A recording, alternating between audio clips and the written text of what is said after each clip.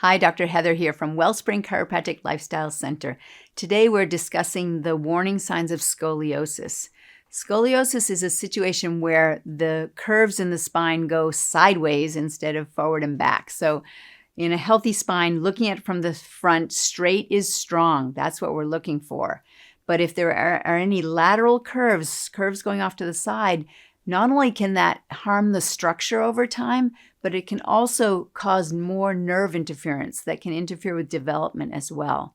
And so we do this test where we have someone bend forward and we can see if there's an imbalance in their spine as they bend forward. This can be unnoticed when they're standing upright, and so it can be detected when they bend forward.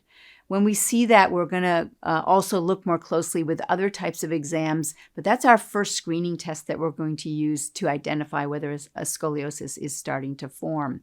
And the earlier that we find it, the better, because correction is always going to be better the sooner that we get started.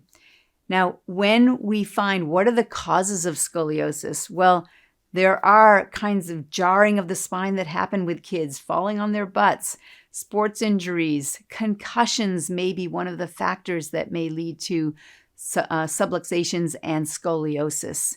Even things like use of devices and being on screens all of the time and wearing heavy backpacks improperly. So we want to have good posture, good spinal hygiene throughout a child's life, and that's one of the things that can prevent and reduce scoliosis. Once we do detect a scoliosis, we want to start addressing it as soon as possible, and we'll have a whole protocol and plan in place for that child so that they can grow and develop in a healthier way.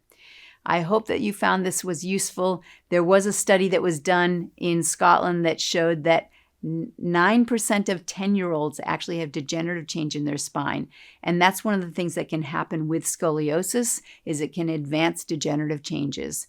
So if you've heard of adults with degenerative changes in their spine, the question is, when did that start? And it may be starting much earlier than we ever thought.